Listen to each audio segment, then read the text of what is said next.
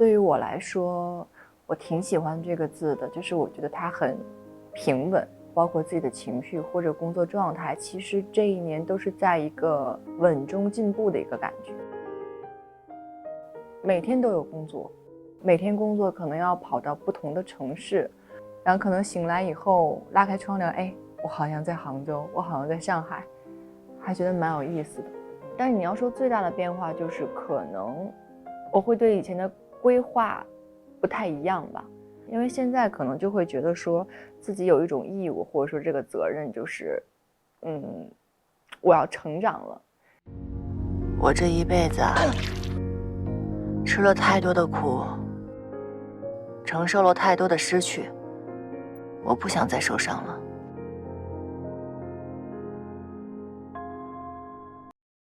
它其实相当于是我完全是自己决定的第一个戏吧。我在看剧本的时候，是我第一个说我要接它。它其实有一种赌的成分在，如果它播的可能不好，就是我自己也会很伤心。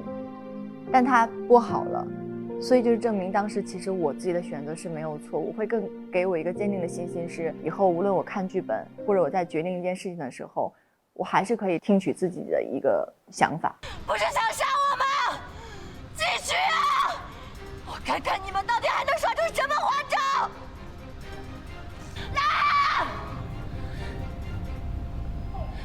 刚拍的时候，我真是觉得很不容易，因为导演们，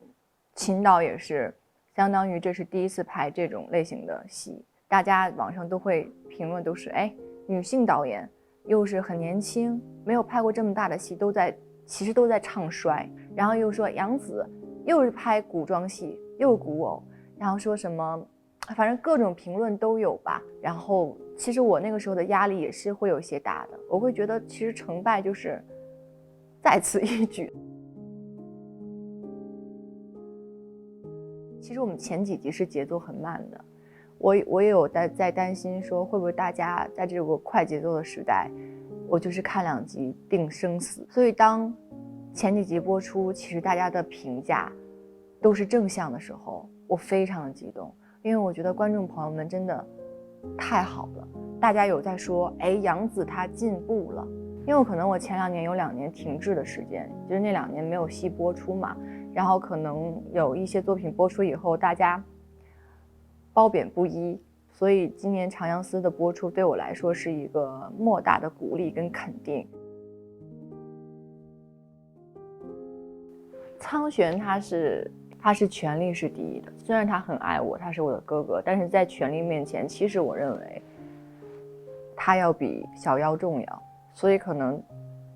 他不是小妖的首选，然后其次相柳他是一个也是事业型，而他的立场其实跟小妖是不一样的。那如果生活中找一个跟自己立场不一样的，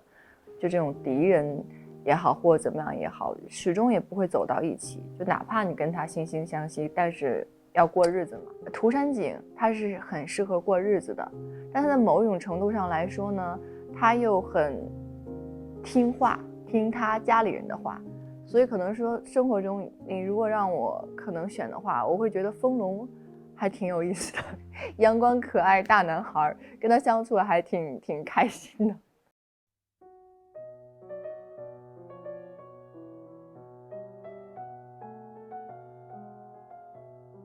我经常看到观众或大家说，你为什么不接这种不接那种？因为市场的本子其实就是这么多，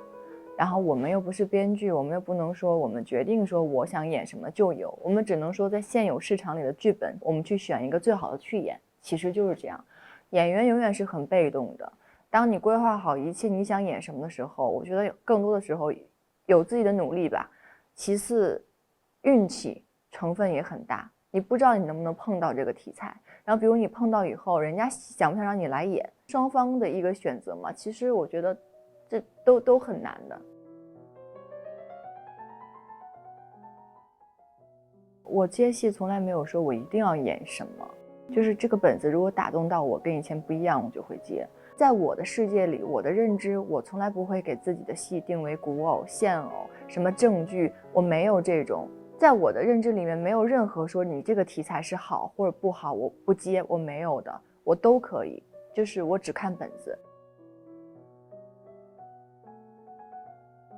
然后跟30岁之前的自己是另外一个阶段。可能以前会，比如说这种可爱的角色，我也可以，那现在可能想演一些更多不一样、复杂的，慢慢拓展自己的一个舒适圈吧。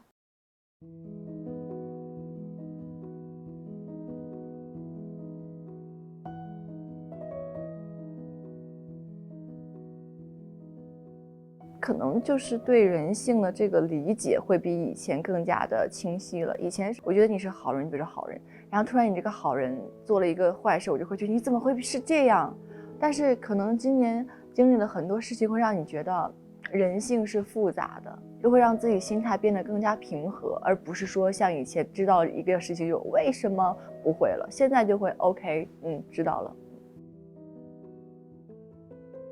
经历挺好的。因为你不去经历这些，你可能永远活在一个温室下，可能有一天当你面对这些事情的时候，你会接受不了，反而早经历以后，你会觉得啊，这些都是小事儿，没什么过不去的。这2年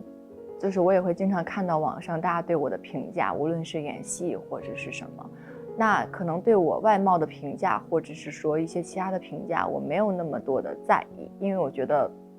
它伤害不到我。所以只要我觉得我心态上是很快乐的，把那个圈子打开以后，你会发现哇，原来世界这么美好。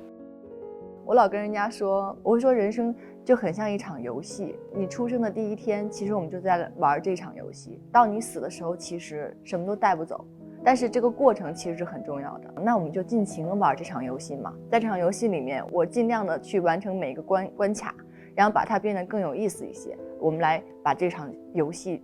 从始至终的玩得完整一些。